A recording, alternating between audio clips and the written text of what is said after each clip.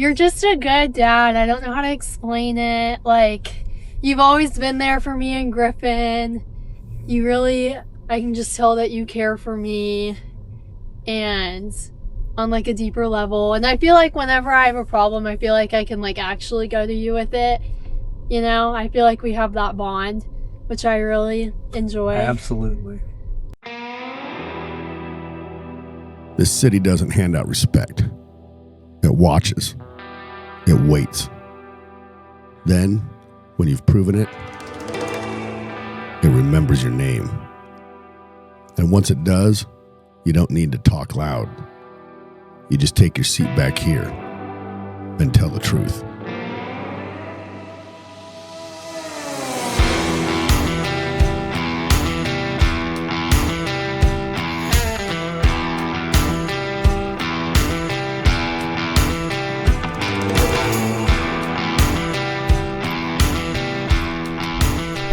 Hey, Greg. Good to have you today. Thank you. Thank you for having me. Normally I don't. This would be a weird way to start, but it's Greg O'Brien. That's correct. And the reason I'm bringing that up is because getting to meet your son, I love the way he introduced himself. Yes. With his full name. Yes. Rarely does a kid do that. He's a Rockhurst boy, Rockhurst High School. And boy, they make sure those boys come out. They call it Men for Others.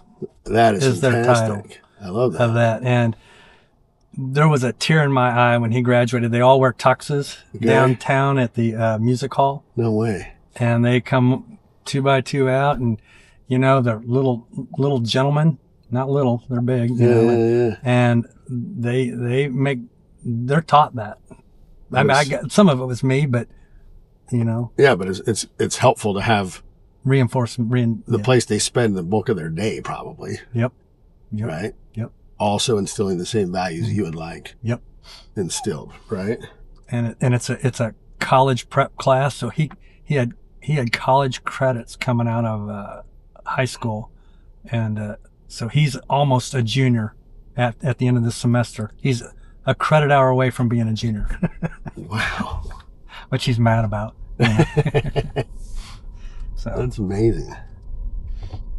So, you know, that might be an interesting play. Well, let's start. I want to come back to that at some point in this conversation, right? Because I do think that there's some excellent commentary that can be made about society and men and boys and how they should be and how they're not being raised that way anymore and all of that. Yeah. But first, let's just get into a little background about yourself, if you don't mind. So you are you from this part of Kansas? I grew up in Kansas City, Missouri, by Luce Park, down we call it Visitation Parish. Everybody, you know, it's Catholic Mafia. Oh, okay, you know? all right. And much like the Chiefs, you moved over to Kansas. Yes, I did. And at how old was I? I was probably 30. I moved over to the Kansas side, maybe probably 25. Okay. And I had my first house. My first house was in Westport. Oh. My second house was in Overland Park. Oh, okay. That's quite the shift. Yes. Westport to OP. Yeah. And I've just been over here ever since. I had a little house in Mission Hills that I renovated. Okay. And made some money off of, and then I had a house over here off Lee Boulevard, which I ripped the back of it off and added onto it. Oh, all right. Made some money off, and then rolled it all into this house, and so.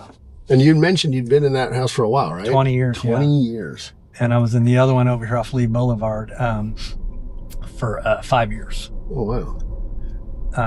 When they were pouring the concrete of the driveway over there when the planes hit the towers. No way. Yeah, was that 2001? Yeah. Isn't it interesting how I think everybody who's old enough to remember knows exactly where they were. Yeah. I've been, you know, I worked, I was going to UMKC, and I worked at the Board of Trade Kansas City Board of Trade when I was, 10. I rode my bicycle down there, and I delivered a paper called the Grain Market Review. Okay. And the Gray Market Review? Yes. Okay. It was just an in-house newspaper. Okay.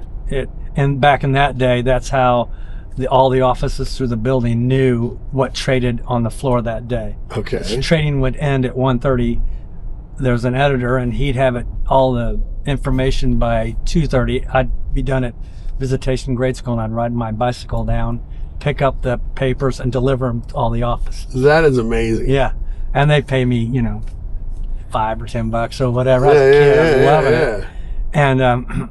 And the guy's name was Ron Johnson. I'll never forget him, the editor, nicest guy in the world. And I was going to UMKC, and it was a semester break, and I just walked down there can't remember why. I just said, I'm going to go down and see what's going on in this place I used to work at called the Board of Trade. Okay. And he saw me, and he waved me down onto the trading floor. I was up in the visitors gallery, and he waved me down on the trade floor. And you got to remember, I was running around that building for a couple of years. Yeah. So I knew everything was. And he asked me if I wanted to work on the trading floor while I was going to college. And I said, sure, what would I do? And they trained me to be a pit reporter. Okay. All right. So let's back up a second. Okay. For people that don't have any idea what we're talking about when we talk about the Board of Trade, Yes. where does that fit in?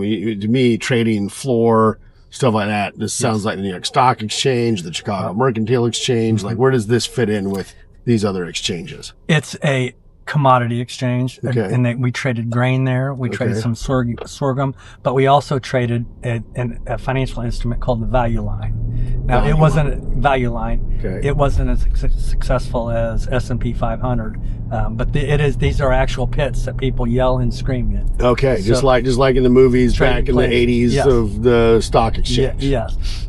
It was a place where buyers and sellers meet. Okay. And buyers could be anybody. They could work for ConAgra, General Mills. They can work for, I could be a buyer, but I was an independent trader, so I could buy and sell for myself. Oh, okay. I was called a market maker, Oh, all right. independent market maker. But there was also company brokers. We had Pillsbury.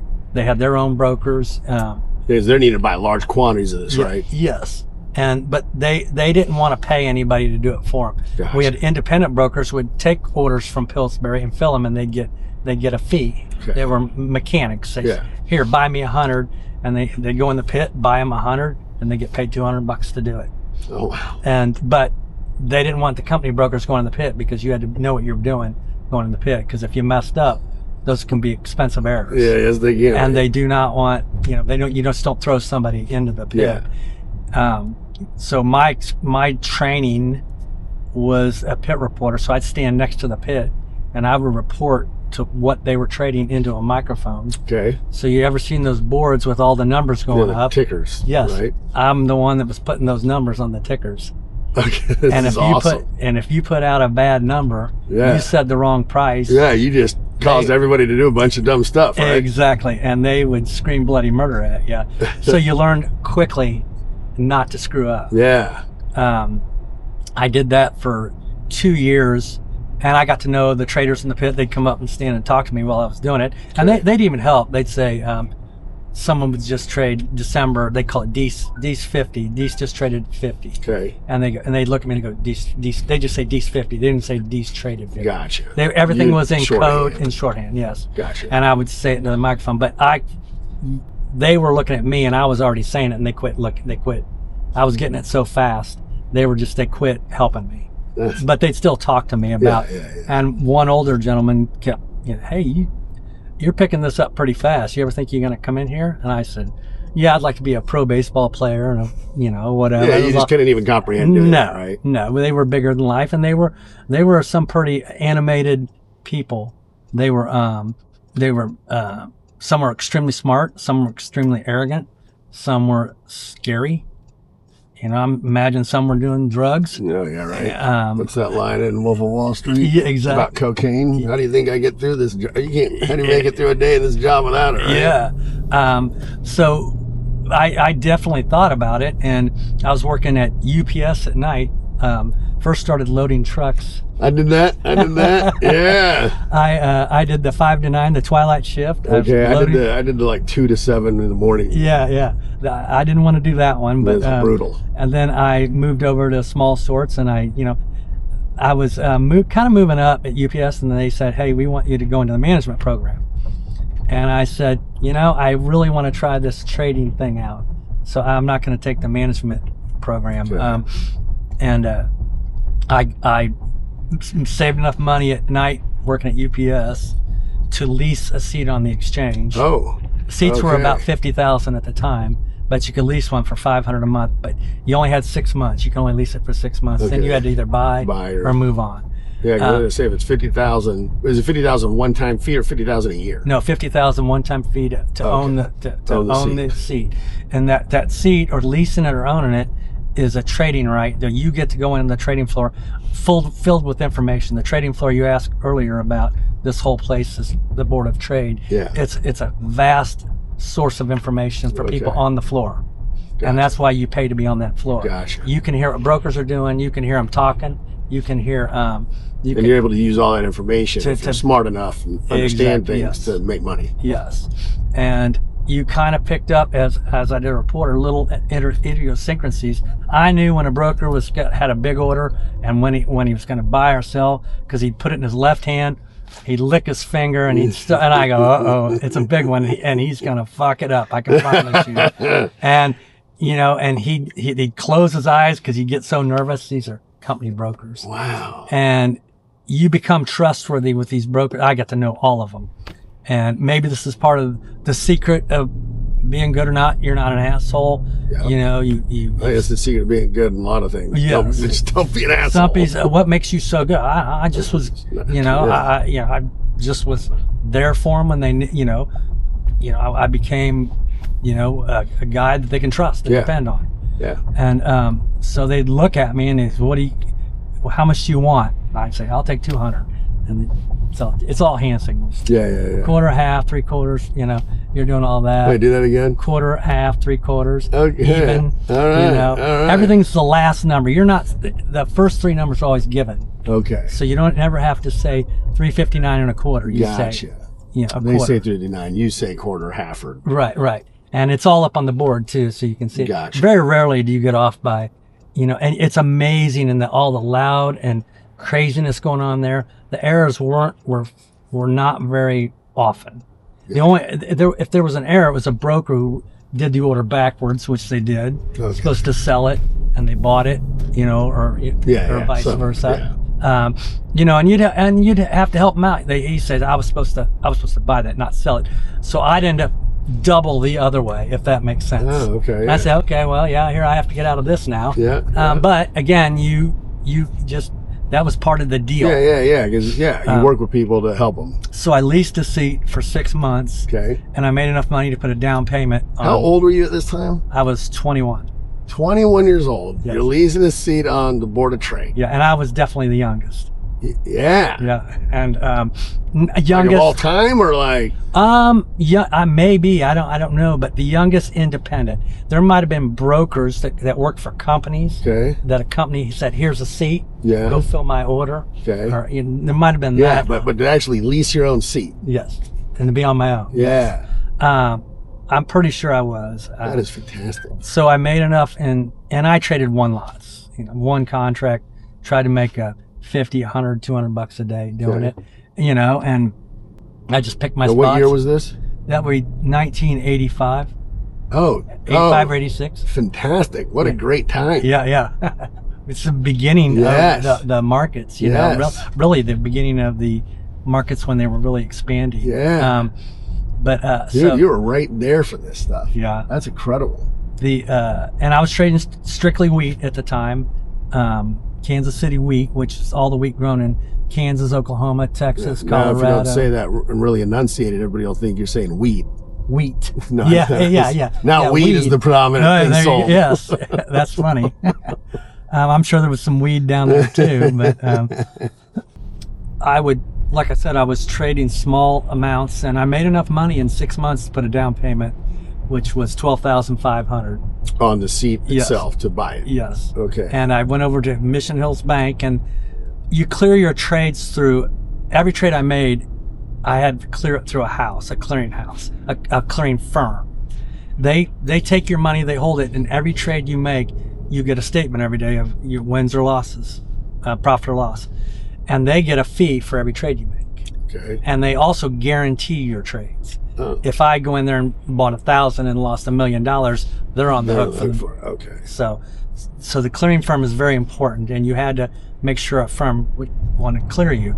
not only did they want to clear me, the two owners of it, their brothers, they called Mission Hills Bank and said, give him the loan. We think he's going to be pretty good.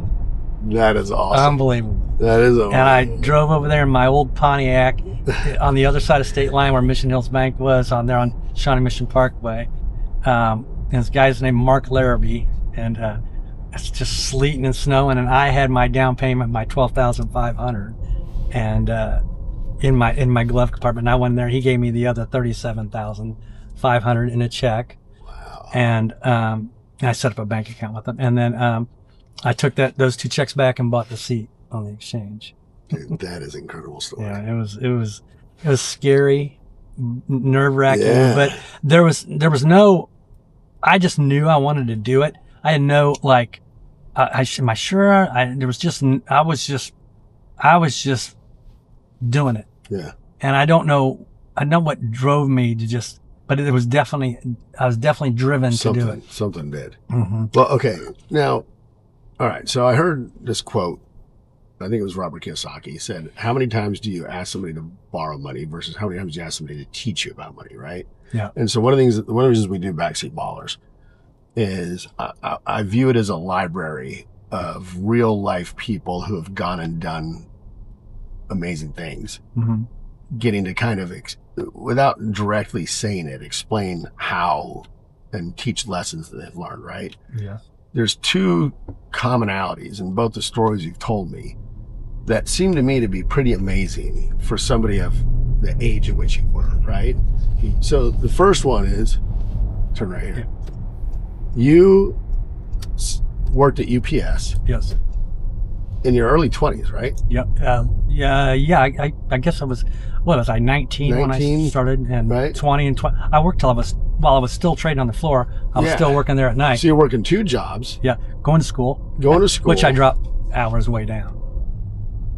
but you saved your money. Oh, yeah. Then when you were on the floor and you leased that seat, again, you saved your money. Yeah. I would think that's a pretty rare behavior in a 20-year-old. Yeah. I came from a family of 10. That's the house we're tearing down right there. Oh, sweet. Oh, and then you're going to build here. Yes. This one right there? Yep. Oh, awesome. Sorry. I came from a family of 10.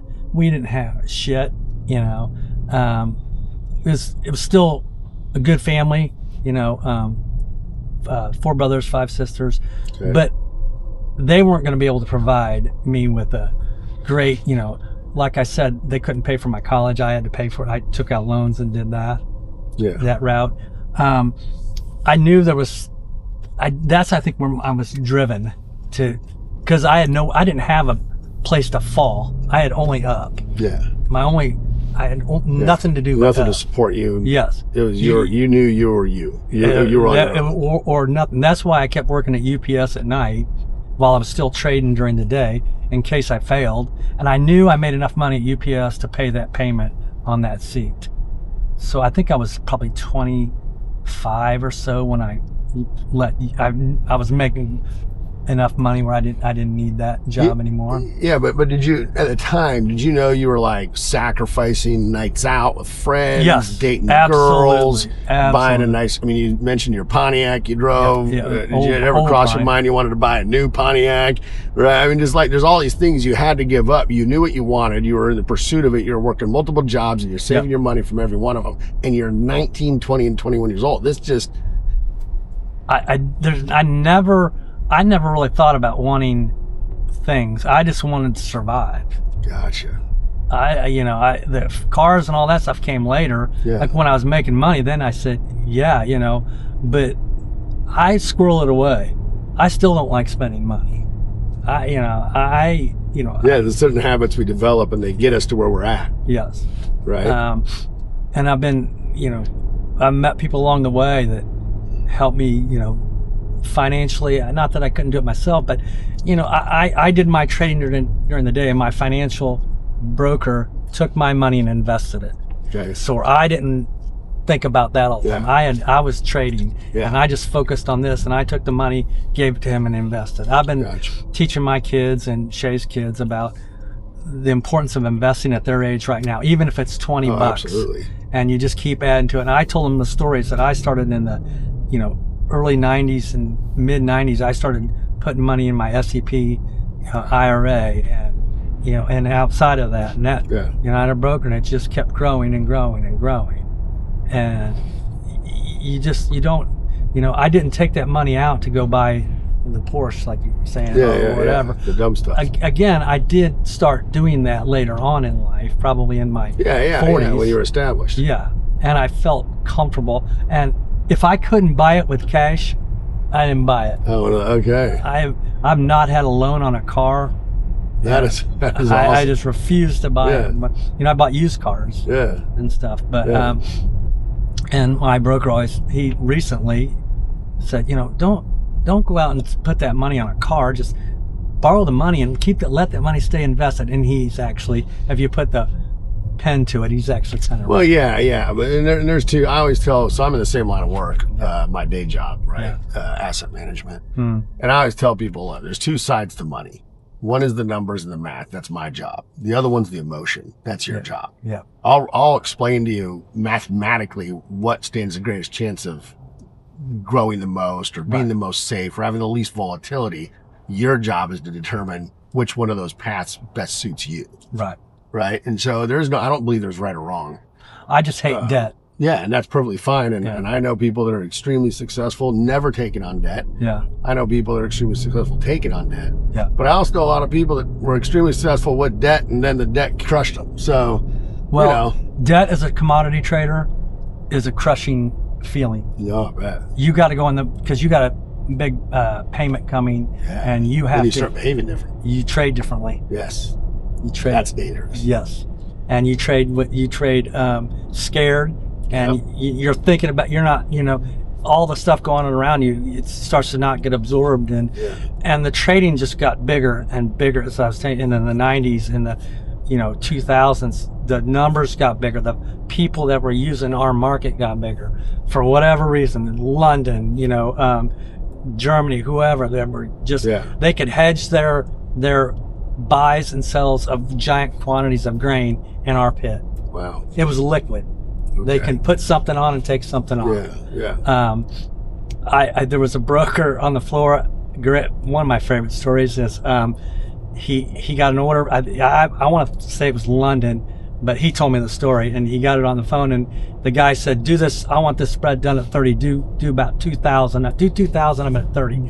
He goes, I think I can get it done at 29. He said, I told you to, he just cussed at him and said, I said, get this goddamn thing done at 30. And he said, okay, hung up the phone. He he goes, boys, let's fuck him. he didn't take his advice. As I talked about earlier. He didn't say, hey, y'all come work that, get me. He said, this guy wants to be fucked, so we're going to fuck him. And he could have got it done. What they want, right? Yeah, $100,000, $200,000, $300,000, $500,000 cheaper. But he says, nope. And he goes, line up, boys. And he gave. We're all making money. Everyone's going to make money today. And that kind of stuff, the trading floor, the why you be on the trading floor, why you buy that seat to be on the trading floor. Access. Some people don't like it. Some people feel it's unfair. There was people that weren't on the floor, and they'd say, oh, you guys get all the good trade. I met all these people off floor, elevator. I'd go to these different things and meet all these people from around the country, and they'd bitch about, I lost a half cent to you guys on the floor, and and you'd say, hey, well, you got your fill. Right. You wanted your fill, and you got your fill. I do it to make money, not to just break even. So there are all kinds of stories like that. But the numbers got bigger, and I had no choice but to get bigger. And people say, well, how'd you get successful? Well, the numbers just kept getting bigger. Right. And I just, he sold me a $500. Now he sells me 1,000. There's a broker that'll be there this afternoon. He'd have a customer on the phone. He'd say, go. He wants to know how much you'll do at 30 cents. And I'd say, I'll do 500. He said, go, we'll do, I don't know, he's talking, go, we'll do 500 at 30 cents. That was my floor name. My trade name was Go. Or Go-Go. That's cool. And they all knew who I was. And there's people in Chicago, I'm not bragging or anything like that, doesn't mean anything, but You know, I got on Twitter, and one guy from Chicago, he saw my name. He goes, "Is this Go-Go from the trading from Kansas City?" And I said, "Yeah." It's kind of funny, and that name has stuck with me forever. My kids know it. People see me out at a restaurant, they'll say, "Hey Go," or "Hey Go-Go," and Shay still gets. She shakes her head. She goes, "It just blows me away every time she hears that." But anyway, the trade just got bigger and bigger. Am I doing all right here? Oh no, it's awesome. Doing the bigger and bigger, and then I started getting the political side of the exchange, and I became a president of the clearing corporation. So all the trades filter into this clearing house, from the clearing firm to the clearing house. And we as traders own the clearing house. We own the exchange and we own the clearing house. And it probably had about 25 million in guaranteed money in there to guarantee the exchange's trades. And the clearing house. But or the clearing firms. But so we would always have a trader or an entity, someone who worked for a company down there, an independent trader, or somebody who was the president of that corporation. And then there's people that worked in there, they were paid employees, and they would manage it, but they'd always ask you, you'd have to sign stuff. We had to make sure there was no funny business going on. And make sure everybody had their margin account. They'd come and say, "Hey, there's a margin call for XYZ Corporation," and they pay it, but they'd still have to tell you that there was. You know, obviously today it's all done by computer, and every trade I make on my laptop, you know, you're already margined. It won't let you put a trade in it. So, but I did the clearinghouse for a year. Then I moved into the big board. We had 3 different corporations in one, the big board, and I was second vice, first vice, and then chairman of the exchange. And so I went from the mailroom to the chairman exchange. Yeah, that's pretty amazing. From 85 to 2005. 05 I became. Wow. And it's a glorified position. I missed a lot of floor trading because I was traveling with the CEO of the exchange, and he'd say, we're going here, you're meeting this person. And you know, he did a lot of the work. He was like Jeff Borchardt. Awesome, best CEO we ever had, and he prepped it for me. You know, I didn't have to, chairman of the board, all I had to do was pretty much follow his lead on stuff. And he'd ask me some stuff. How do you want to handle this? What do you think about this? And we were in Washington D.C. to meet the Kansas and Missouri reps and senators, and this was 2005, so after 9/11, and we were walking down Capitol, I believe it was the Capitol, and we were walking to a next meeting, and this lady comes out and yells, "Run!" And the whole building, people were just running and scattering. I had suits on and hard shoes, and we took off out of the building and just ran as far, and we ended up in a shitty neighborhood. Wow. But they said a Cessna was flying, and I was never so scared, and we just ran as far as we could. Wow. And everybody in the complex was just sprinting away from the Capitol. Wow. That's how terrified. I mean, you remember back then. Oh yeah. How we were on edge. Yep. And it was just me and the CEO. We ended up in this chain link fences, and I don't know which direction it was, but I knew we were in a bad neighborhood. And I go, let's get the hell out of here. That's right. So I did that for a year in 05, and that was kind of the end of my political side of it. I went back to the trading side of it, and Gotcha. I got married in 03, but I was also diagnosed with renal cell carcinoma in Sounds bad. 03, and I was apparently born with one kidney. Okay. And I was in the pit one day in 03, and I was kind of like, I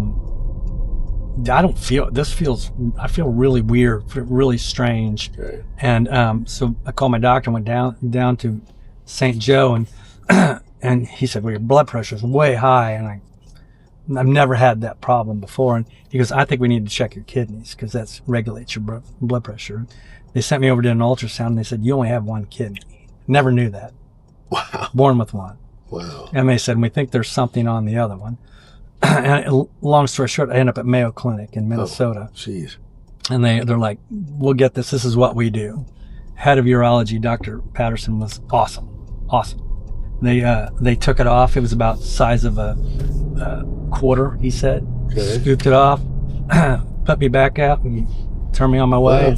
And then in 2008, I had a second occurrence, but it was too close to the arteries of the kidney, and they did cryoablation. They ablated my tumor, which was really small, but they didn't want it to grow. And he said, is this the right place? Something yes, called the tavern? yes, right down here. So they ablated my tumor, and he said, you're like the fourth one that we've done that, Mayo Clinic. So once again, yeah. here we go. He said you could die from this. If we hit the artery, you'll more than likely bleed to death with it, because ablation is 5 needles they stick in you, and they shrink it, pull it out, and they keep sliding it through the CAT scan machine and see if it's all gone. And he had enough to get what they call a margin around it to kill all the cells. Wow. And I get a checkup every year, and every time the tech, they see my kidney, they like, and I go, I had an ablation done to my kidney, so that's why you see a little strange spot. But anyway, so I had, that was a couple events, besides obviously my wife passing away in 2012 of the flu. That sounds like a crazy story. I want to get into the second part of this. Yeah, but as it wasn't from the trading floor. It was probably I drank out of a hose when I was little. I think they're 4 p.m. it ends. Is it 4? Oh, it's 3. Yeah. All right, I'll back up. What's today? Tuesday? Yeah, I guess it's 4. I don't. Why did I ask him? Why did I get cancer? Because I had one kidney. He says no. The occurrences with 1 and 2 is the same, and Mayo Clinic is awesome. I don't wish that anybody has to go there, but if you have to go, it's a place to go, right? Incredible place, and the people up there that took care of me were incredible. They became friends, and that's awesome. I spent a lot of time up there. First every 3 months, then every 6 months, and they found it in 2008 when Griffin was born in 2005, so he was 3, and I was like, this could be good. They said you could die from this, and and we had a debate whether we're going to do it, and Dr. Patterson said, I'm confident they can do this, get this done. And they did it. That's cool. And that surgery was way worse than the first one where they cut me open. And this one, they put a balloon up into your kidney, and it flowers. So because when they hit it, they don't want, it's going to bleed. They don't want blood clots, so it filters out. Okay. And you have that in for 2 days. And that's like, imagine going to the bathroom. There's one trader going in right now. That's Tom Berenger. Imagine having to go to the bathroom in the worst way for 2 days. There was a morphine pump that I just kept hitting because it was the worst. Wow. It was the worst. Once it came out, obviously your recovery was a lot quicker. Okay. But that was probably 2 worst days of my life. Wow. Besides my wife dying, but at that point, and it was just, I don't ever want to go through that again. But and I've been cancer free since 2008. Okay. And feeling pretty healthy, and I get my regular checkups. It wasn't the pit. It wasn't drinking out of the hose. He said it wasn't because you had one kidney. I don't smoke. You know, it just it happens. Yeah. Well, when we come back out in the second segment, I do want to focus on your personal life. It seems like to have your wife pass away and then to have you have cancer, that could have been really, really bad for your kids. Not that it wasn't already really bad. Right. But I do want to end this segment on something, an observation that I made. And then we're going to go in and you're going to introduce us to some of the other traders, right? Yep. So I talked too much. That's how you're going to end this segment? No, not at all. No, it's fantastic. It made me think of something, right? So somebody that I knew that was very successful told me he never once got a job from a resume.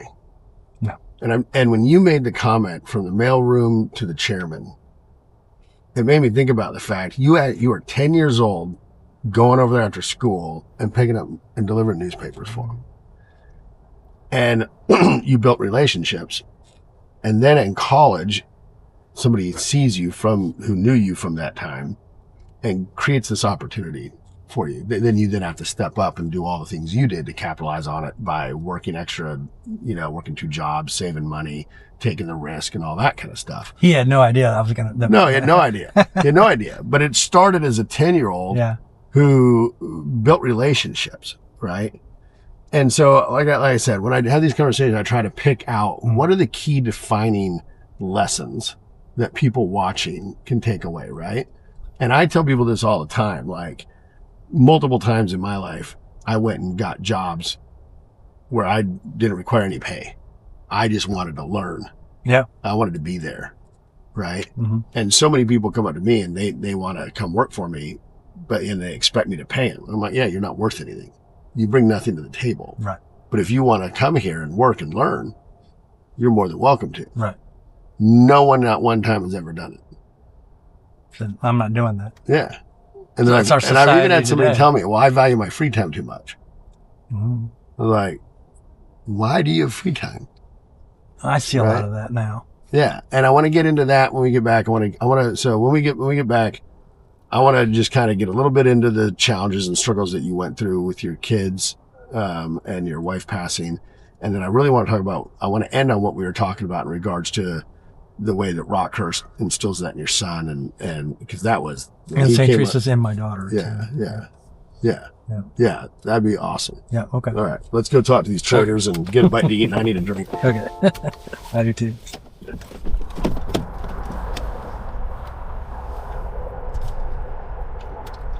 Which do you think would have been more lucrative? Starting the Board of Trade or a Somali daycare? Somali all the way. The ladder all the way, baby. Somali all the way. So we're basically here with what seems to me, like, you guys remind me a lot, like I'm ex-military, and we get together once a year, somewhere different, and then we just do this. And you guys remind me a lot of that, my little crew. So you all work at the Board of Trade. Work at the Board of Trade, not for. No, at the Board of Trade. Right. All is kind of like independent businessmen, right? Correct. And your business was trading wheat, not weed, wheat. Yes. Right? And you all came into it a different way, I'd imagine. Mm-hmm. All right. So how did you get into it? Through high school working program and A high school working program? many years ago. Yep. My senior year, I only needed a few hours and needed some cash, so got placed at Cargill at the Board of Trade. All right. And was a gopher. Oh, okay. I thought they called them runners really before gophers. Well, I was a gopher, and then I graduated to a runner. Runner, okay. So you went from being a gopher to a whatever to trading on the floor. Yeah.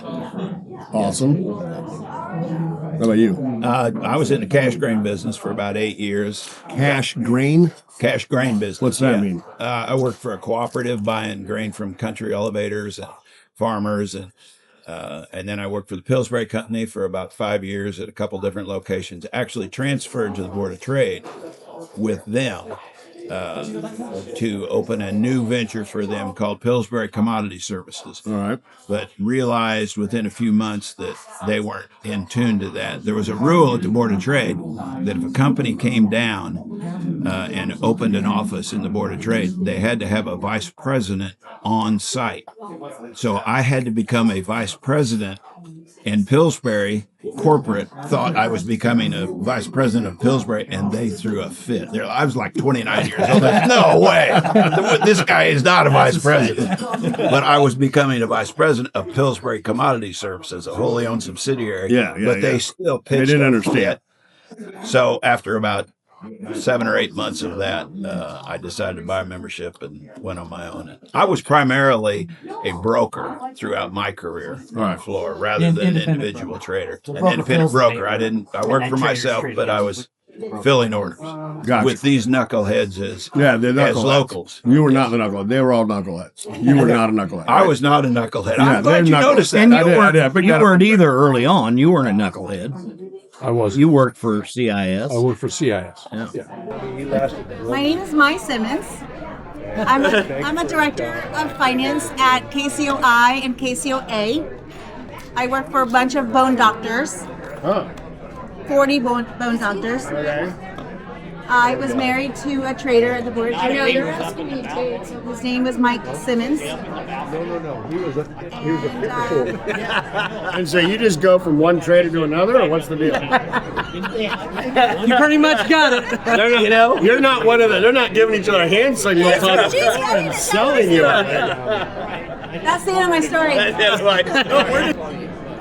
That can't go. You can't put that out there. But we can edit it out. We'll edit this one out. All right, I'll tell him. Yeah, sure. Come on, Jimmy. Sure. Let it fly. All right. Back when we introduced the gas contract. Tell it verbatim. I will. Tell it verbatim. Verbatim, Mel, you got to hear this. It was day one of the gas contract. Gavin, you know how he was. He slams the phone down. He comes up out of his perch on the stool, and he says, "God damn it, Halpern, if I'm wrong, I will at high noon in the middle of this pit." And Wally is sitting there. This is all going on right behind him.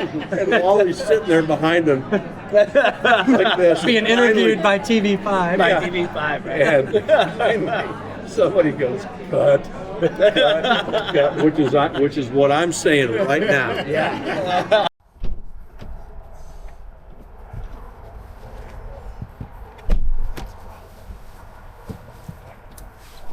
All right, well, that was amazing. was Getting to fun. meet your friends. The stories, you only heard the tip of the iceberg. Well, it sounds like a pretty amazing iceberg. It was, they're endless. As I was told a couple when we was leaving, I go, this could have gone on for Yeah. Well, yeah, right. And so for me, it's interesting getting to look in at it from an outsider's perspective who served in the military, because it's like watching you guys is like watching me and my Army buddies.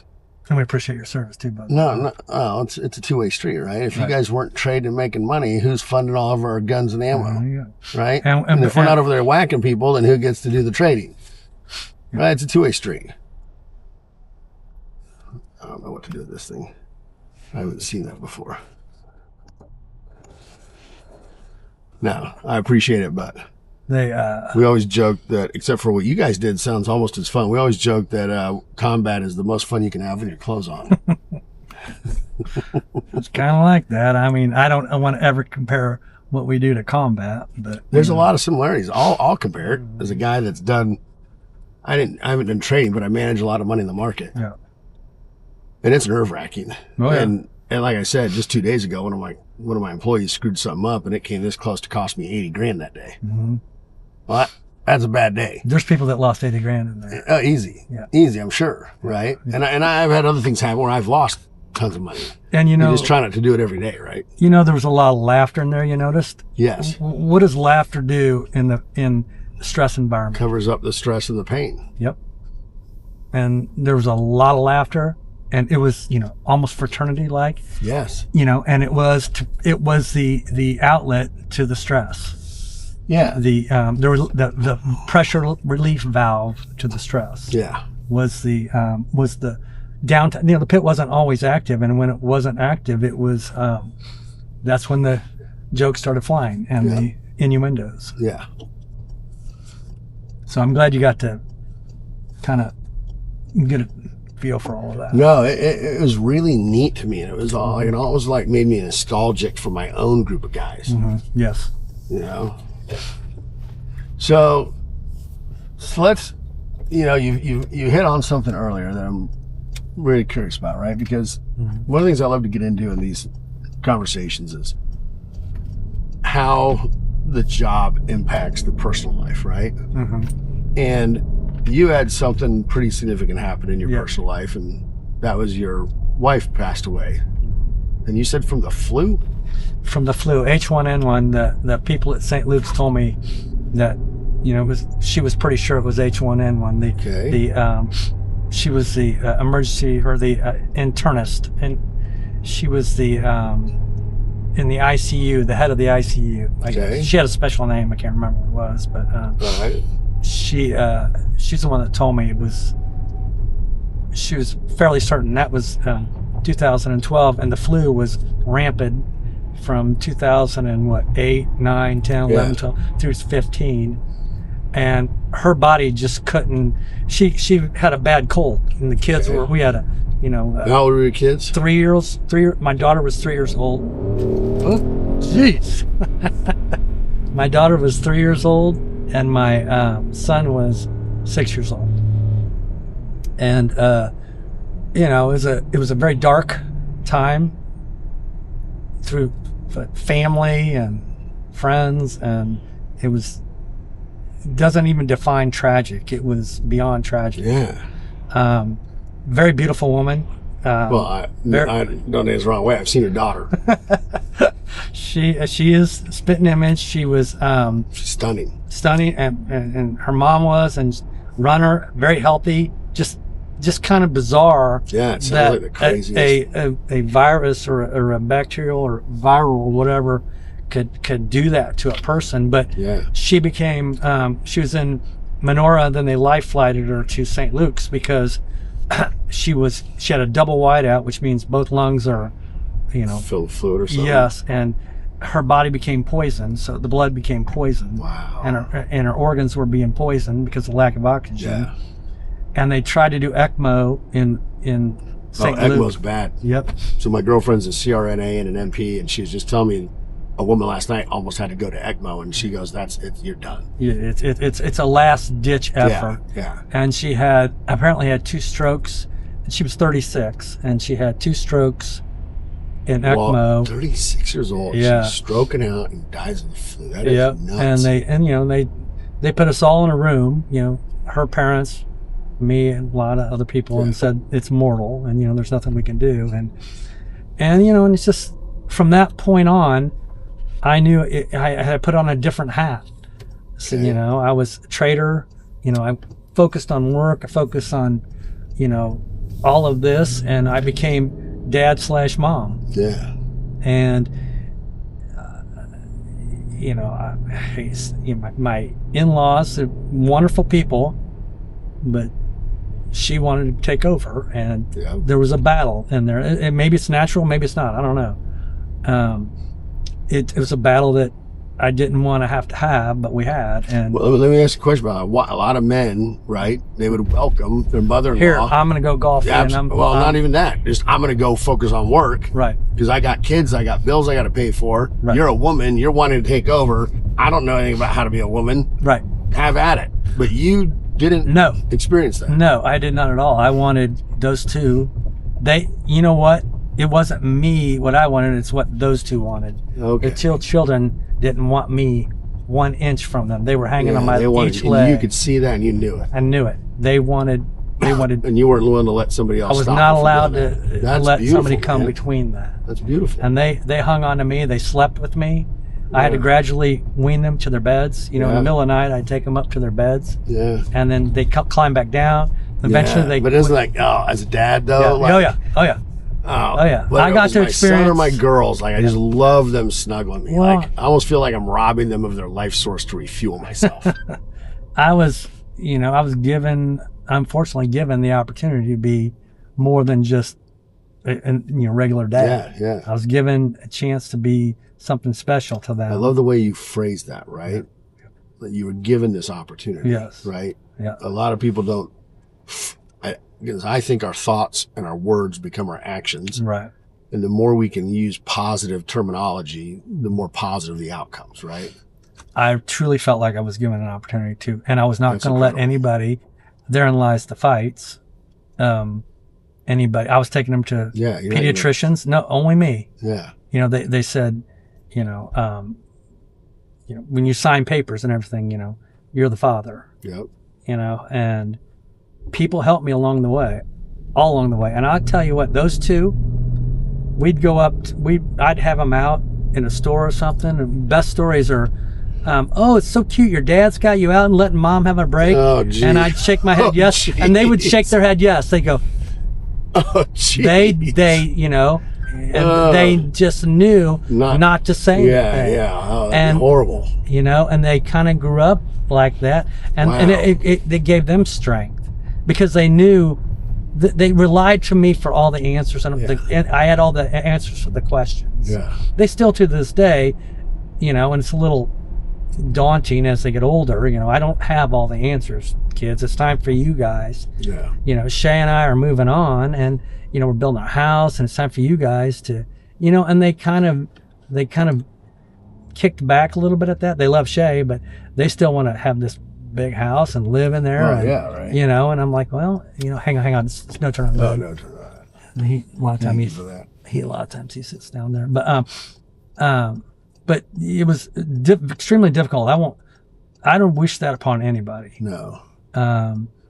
Difficult for the kids, difficult for family, difficult for me, but I will look back on it and go, I can't believe I did that. I was able to do that.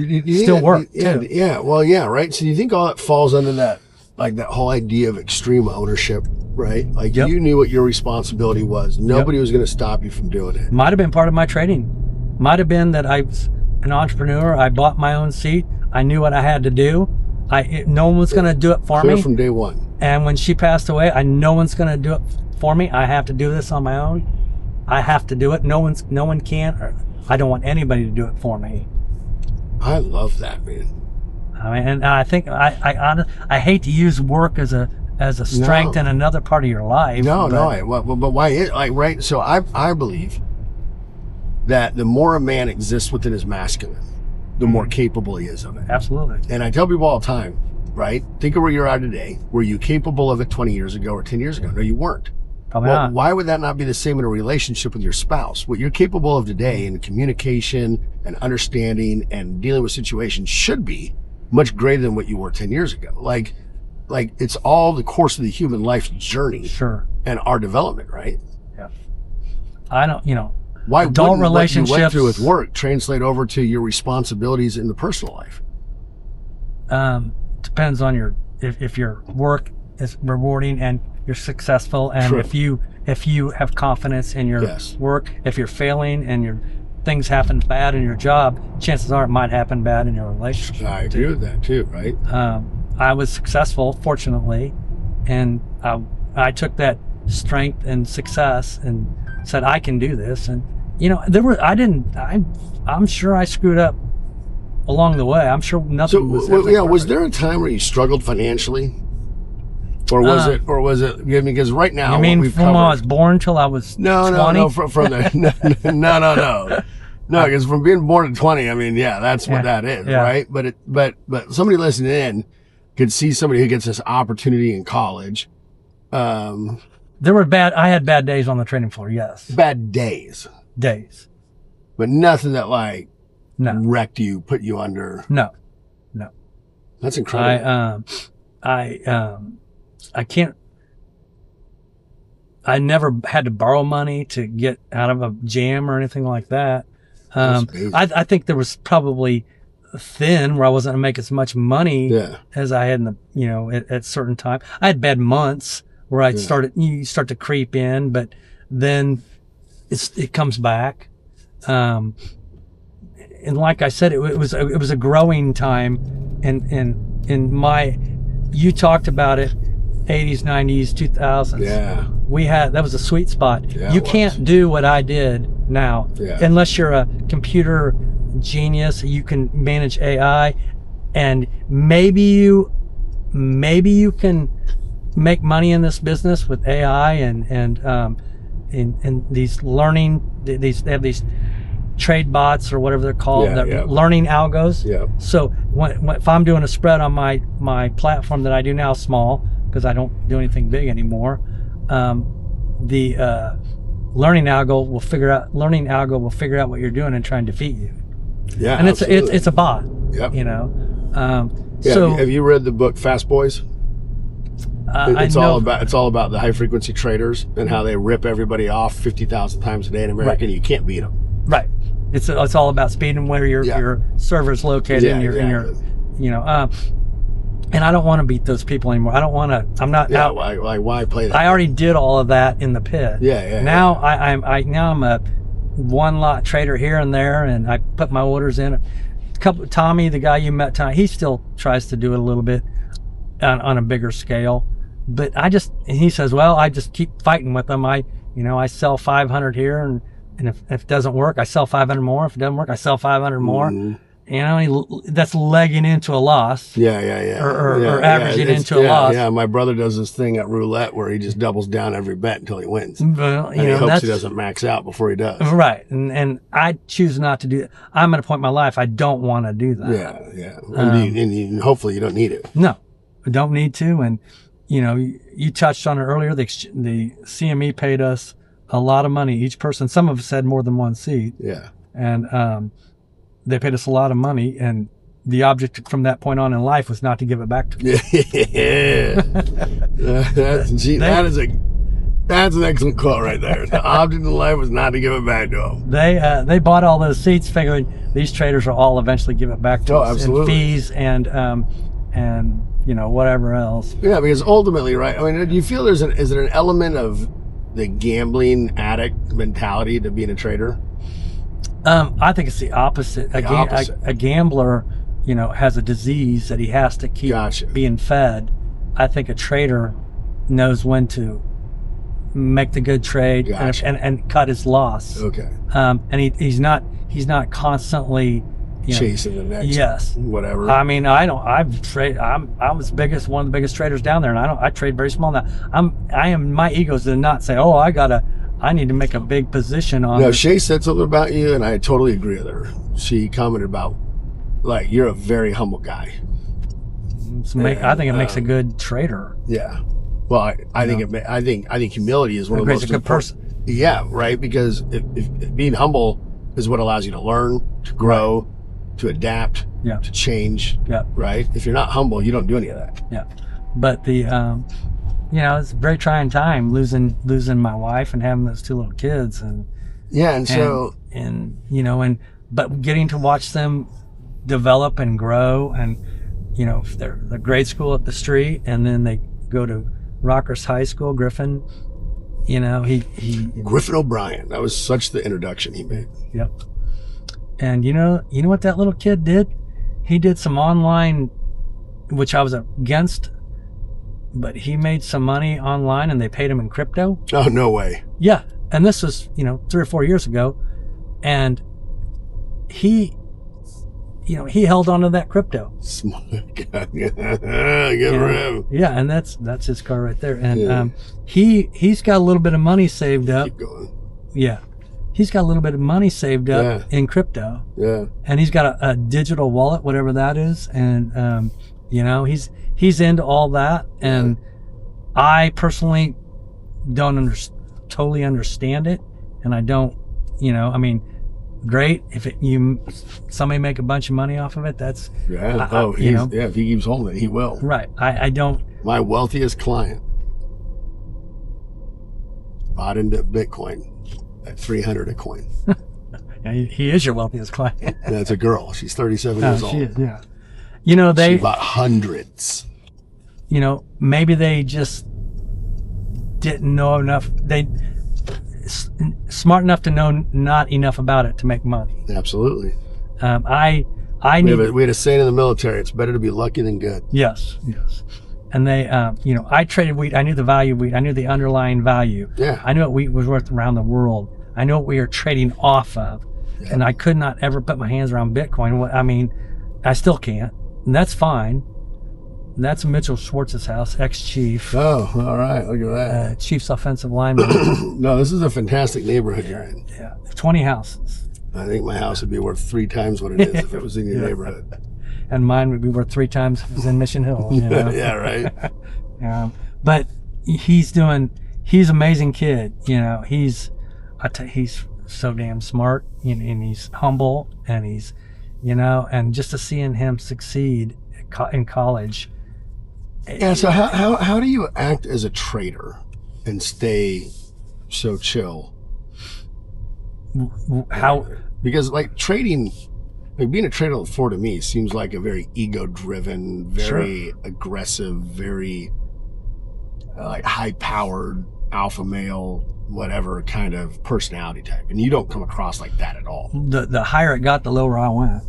I mean, the bigger it got, the more powerful, the less my body, my mind went the other direction. Okay, so the military actually has a term for that. They say that there's only one out of every so many millions of people that are born that way. They say it's actually a genetic, like a little genetic quirk. Yeah. They call it battle mind. And that the more the stress occurs, the calmer you become. Absolutely. Yeah, that was me. There's my daughter. She's going to her car. Josie! You lost? Hello? You going to get your car? Yeah. You should just jump in and join us on the pod. Really? Yeah, come on. Okay. We're finished. Hello. There. Hello, everybody. This is Josie. Hi. Oh, right here. Hi, my name is Josie. And you're a junior in high school, right? Yes. And they just picked me up off the side of the road. Not that that's a common occurrence for you, correct? No. And who's your dad? You. And who's the best dad in the world? You. You used to tell me that all the time. When they're younger, right? When they're younger. Oh, Josie, I got a question for you. What? Right? Tell me about your favorite thing about your dad. That's a hard one because there's so many good things. Yeah, that sounds like a politician's answer. Yeah. Okay. Well, you're just a good dad. I don't know how to explain it. Like, you've always been there for me and Griffin. I can just tell that you care for me and on like a deeper level. And I feel like whenever I have a problem, I feel like I can like actually go to you with it. You know, I feel like we have that bond, which I really enjoy. Absolutely. Yeah. She does. You're like my friend. Oh, well, I love that. Yes. That's awesome. And then I could have sworn I had that on silent, and I did.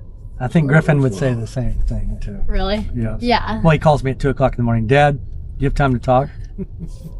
All right, I'm gonna hit you hard. You all right with that, Josie? Yeah. All right. So, how old were you when your mom passed? I was 3. 3 years old. Yes, I had just turned 3. It was a couple weeks after my birthday. Wow. Yes. Young enough though that probably helps. Yeah, I think Griffin definitely had it a He lot was different. 6, right? Yeah. Yeah. He was 6, yes. Has it been hard, like homecoming and prom and family photos and? Yeah, for sure. I think it's really hard. Like, this might sound kind of like weird, but like with my hair, like I never learned how to curl my hair. Your dad didn't watch a YouTube video and teach you how to curl your hair? He actually tried. I remember you would put my hair in ponytails Yes, I before did. school. That's they were very awesome. good, but I became very good good? No, I became very good at putting her hair in a ponytail. yeah, got better over time. Yeah. But it's just little things like that, I feel like.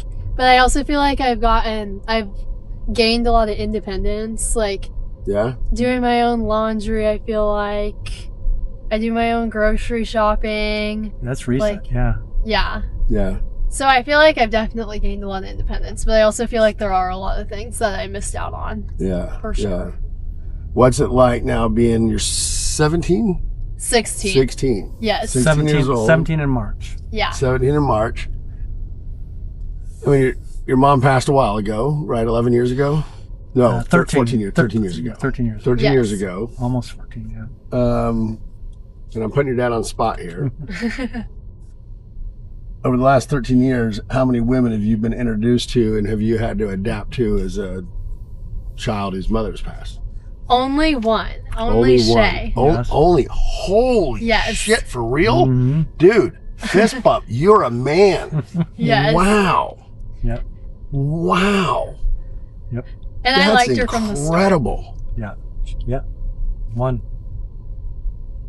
Oh, that's unbelievable. Yeah. Okay. No, it was not in the cards where I was, bringing a bunch of them around. It just wasn't in the cards. Yeah. That's amazing. Maybe part of the personality too we talked about earlier. Yeah. It's interesting to see how like here you were as a teenage boy with this particular mindset, and it runs to your core, and it's there your whole life. That's wild. Yep. Where do you think it comes from? Your mom, your dad, possibly just my nowhere? dad. Nowhere? He raised 10 kids, and he somehow saved $500,000 when they died, which we were all shocked at. My parents had $500,000. Yeah, that's amazing. With 10 kids, they had $1. You know, that was in what they died in the early 2000s, and we were, you know, we knew they were able to make their payments and all that kind of stuff, but you know, to come to find out, they, you know, when my mom passed away, they're handing out the money, and it's like they had over $500,000 in the bank, and they had 10 kids, and we thought we couldn't have a ball glove, we couldn't have anything. Yeah. We got to go to your car, right? Yes. Yeah. And to end up there, is a I don't know how I know how I got here, but to have that, my parents came over to my house one time. My dad's like, you know, why do you just can't even imagine this, right? No, and he's like, why do you need something this big, you know, or whatever. His life ain't about needs, buddy. Right. So that's amazing. Yeah. But I don't know. I think it maybe came from there. He was a postal inspection service, and then he sold real estate on the side. Okay. And he had 2 or 3 houses and that he rented out and then would eventually sell. So he made money in real estate, and you know, and I guess that's where it came from. My mom was super smart, but she was a mom. That's all she did. Well, you know what's interesting is, and I have to look up the studies that say all this, but supposedly your IQ comes from your mother. But I would imagine the methods in learning to use it can come from both. Yes. Right? Yes. Just having a high IQ isn't going to help you. Yeah. But knowing how to correctly make use of that is probably what does it, right? Well, I tell you what, I got two very smart kids. I'm super, super proud of. Can't believe how proud I am. Yeah. Well, they seem like it. I've barely met them. We parked our car down here because there was the people were coming to look at the house. Okay. We had tell me where to go to get there. We just passed it. Oh, we passed the car. Yeah, so you can just keep going. Whatever. Yeah. Oh. Yeah, because this will loop around. Right. I mean, these kids. Josie has a couple of AP, and then she has honors. What? College. College. What? I'm in college Spanish. Oh wow. 3. Yo tengo el gato grande en los pantalones. Sí.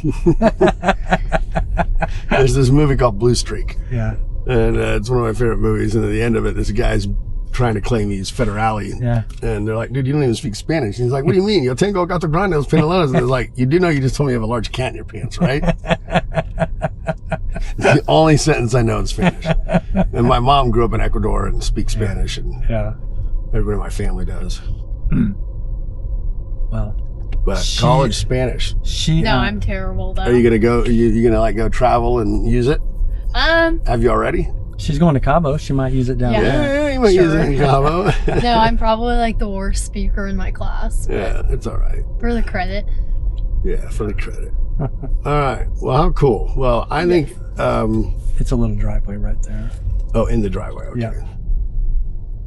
Thanks for the ride. Oh, I love it. The Jeep. Yep. Yes. Fantastic. Nothing but the best for my daughter. Yeah, that's right. That's right. And I love it's all whited out and everything. That's fantastic. It hasn't been cleaned in a year, I think. They don't. Right, Jay? They trash their shit. Yes. The inside of my daughter's car looks just like a room. Thank you. Love you, baby. See ya. Have Thanks fun. for jumping in. Yeah, thank you. Bye-bye.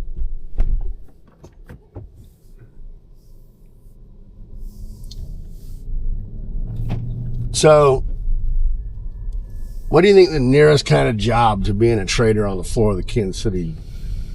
You're going to have to go work for a firm, a brokerage firm, a Goldman Sachs, Probably going to have to go to New York, Chicago, right? Yes. Well, if they stay there, I can't see some of those big firms staying in New York and Chicago. Why would they? Why? But getting in the ground floor of that and some sort of, obviously the new technology, the AI, you're going to have to, they're going to have you drop me off at the back down the tavern. Oh, okay. AI technology, traders as a person, as a human being, seems to be, I don't dying art. Yeah. Yeah, because you can't do it as fast. No. Right? And a trader can program an AI, an algorithm or AI to do the trade for him, Yeah. but he's not actually executing the trade himself. Yeah. He's telling a computer, I want to do these are my parameters, Yeah. do this and for me. Going to do things like this. And that, no human can keep up with. so the trader per se, the trader as I grew up, who actually physically did the trades and yeah, that's done and over with. Yeah. So to me, a trader now is someone who's well versed in AI, who's a computer scientist, algorithms. Yeah, and he may not know shit about wheat, No, or probably knows corn nothing or about bean, and it may not matter. Yeah. That's not. They don't program their computer to trade wheat. They can. It's all about the numbers that are on the screen. Gotcha. Attack the numbers. And, Gotcha. and they read their headline algos. They read the headline and decide whether to buy or sell it before you can even think whether this is bullish or bearish. And I, so how can I get Griffin? How can I get in your field, Dad? Well, You can't. you can't. Yeah. If you want to go into computer science and all that, so Well, and there's a lot of people that's like sad that, right? to say. Well, it is, but like a buddy of mine, he took everything with AI and computers and combined it with medical. And he created what's called Oscar Medical, and I mean the guy's, it's been incredible, right? So you got to take whatever you want to do, and then you got to match it with this knowledge of AI and tech, in order to really make it all happen, right?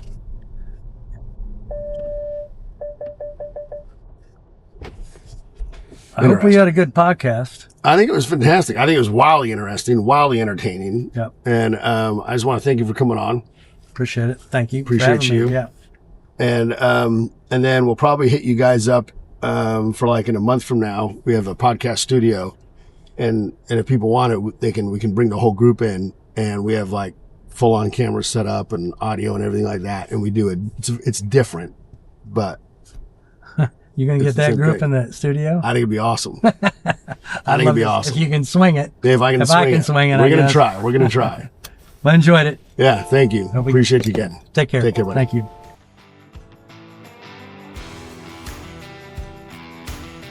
Names get remembered in this city for a reason. What you said in that seat, it's part of yours now. And whether they get it or not, Casey heard you. Backseat ballers, where the ones who built it finally speak.